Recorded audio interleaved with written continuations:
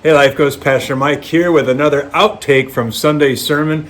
And of course, Sunday's sermon was about loving God with all your soul. Pastor Jeff did a great job describing what the soul is and some of the ways we can move forward in loving God with our soul. Today, I want to dig a little bit deeper into what your soul is and what hinders you from actually loving God and seeking God with your soul. So our souls, as Pastor Jeff said, is our very essence. It's that thing in us that makes us who we are and what we choose to do and who we choose to become and how we choose to respond to each other, how we really do life. These are our values, the things we hold dear and the ways in which we operate, the things that make us us. Those are our deep things in our soul. Now, when our souls are buried in the flesh, in other words, when we're wounded in sin and by sin, our souls are more self-centered. So we see our world through us and our thoughts, and we actually become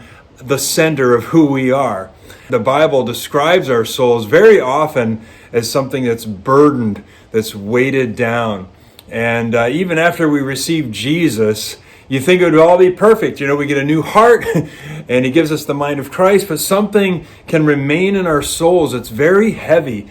And we can become broken by the world, broken by life, today, and our own choices, and we can all be walking around as believers as very heavy and burdened souls. And it makes it hard now to turn that soul over to Jesus and operate in His ways. I just want to take a few minutes of your time and show you how you can, we need our souls to be healed in order to be directed soul, you can heal Jesus towards God and towards His ways instead of our ways.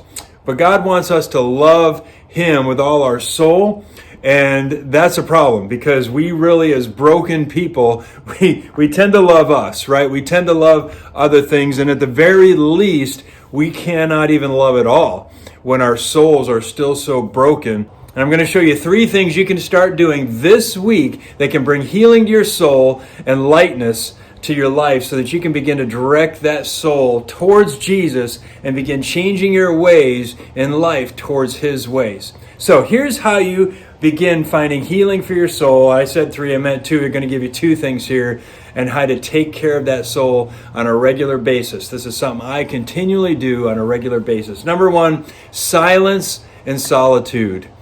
Those are things you don't hear much of in this world. Silence and solitude. Matthew 11, Jesus says, "Come to me, all you who are weary and burdened, and I will give you rest. Take my yoke upon you," He says, "and learn from me, for I am gentle, I'm humble in heart, and you will find rest for your souls. For my yoke is easy and my burden is light." You know, our world is loud and crowded. It leaves our souls very heavy and lost for direction. And we can not only get lost in all the busyness of everyone else's thoughts and what everyone else is telling us and everyone else's posts and opinions on things, but we rarely get a hold of Jesus' thoughts because it's just so loud and crowded. Jesus says, "Come." He would often get alone with the Father on a regular basis.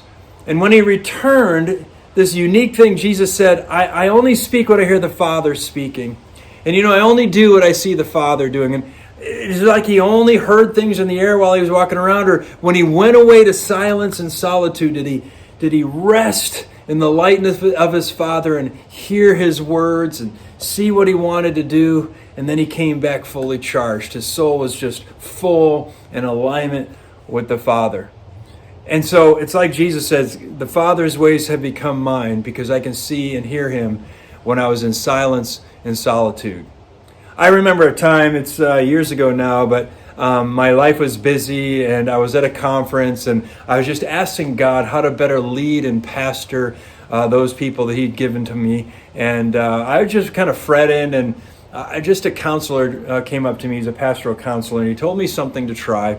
He said, "You know, you tend to get up in the morning and go do your devotions and start your reading and start your Greek studies and ... You're doing all those things. And what do you think it is that Jesus really wants you to do the first thing you wake up in the morning?" And I said, "Well, I think that's it. Get into His Word." And he said, "No, I think the first thing that Jesus wants you to do when you get up is receive His love and just be in His presence." And he challenged me to do that for the next week. Just get up, pass by my study and all my books, and go rest in him and start talking to him. And so it's funny, the next Monday, I got up, just like he said. I went down to my sofa, I passed by my study, and my Bible was waiting for me. I said, I'll be right back. And I went to the couch, and I just started resting and breathing and feeling his presence. And then I felt the need, and I think God put this in my heart, to ask God a question. The question I asked was, God, how are you feeling? And immediately sorrow came over me, and I started to weep. I was like, I felt such sorrow, and I asked God, what did I do wrong? What did I do wrong? And I felt God say, no, you didn't do anything wrong. I feel sorrowful because my people won't do what you're doing right now, just resting in me, receiving my love, and listening. And so it took me even saying no for a little bit of time to getting into my studies to just rest and abide in him. As he says in John 15, abide or rest in me. If you let me rest in you, you will bear much fruit. How about you? How loud and crowded is your life right now? We were made to be countercultural. When the culture is busy, when it's loud and crowded, we were made to be countercultural in silence and solitude. And that's what this fast is all about. Carve out time. Don't stay busy. Listen in silence as you rest in Jesus and let him show you his ways. And then you'll bear much fruit. So silence and solitude. Number 2, confession and counsel. James 5:16 says, therefore confess your sins to each other and pray for each other so that you may be healed. The prayer of a righteous person is powerful and effective. Our souls are so burdened with past regrets and bad decisions and bitter hearts from things done to us at times that they just plain get stuck. When things clog up our souls, we can't be free to run God's race, to live this life, and we're left wounded and scarred and in need of healing. It's not like us to be confessional, though. We don't like to confess too much to each other. It means we have to be transparent and honest and maybe even accountable.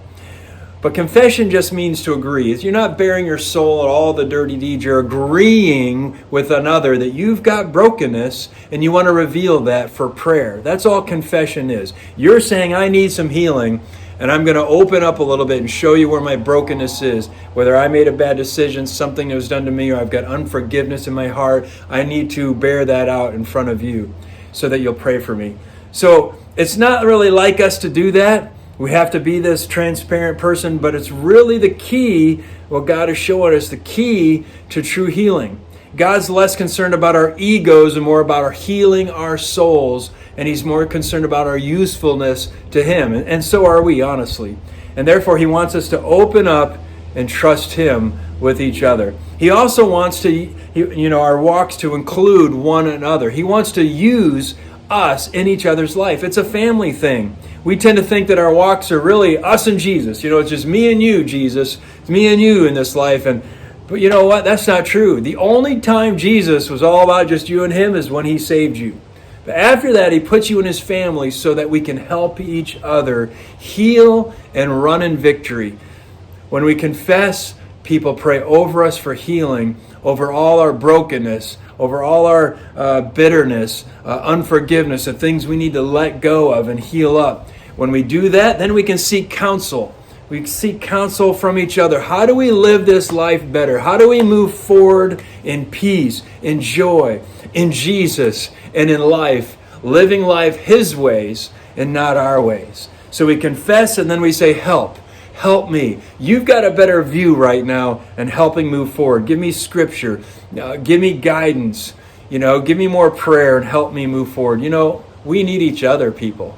We need each other if our souls are going to heal up and love the Lord with all of our souls. So in conclusion, we have a great capacity to live and speak and act in the ways of Jesus, but our souls have to be in the right place to do that. So being healed up and being burrowed in Him, abiding in Him on a daily basis. Try not to go a day without your soul feeding on Jesus Christ. You wouldn't go days without eating unless you're fasting, because you know you need the nourishment. Your soul needs it too. So we need to have gravitate our lives more to silence and solitude. Shut that off. If you've heard of others who are doing this in a movement sort of way, shutting off social media and stuff, gravitate to silence and solitude, resting in Him, listening to Him, and then exercise confession and counsel so their souls can hear Him better and begin to love Him more fully. Hey, I hope this was helpful to you as we learn to love God without our heart and with all our soul. And then we'll get to mind and strength. Practice these things. You can even start this week, even tonight, getting a little bit more quiet in your fast and listening and resting in Him. Love you guys.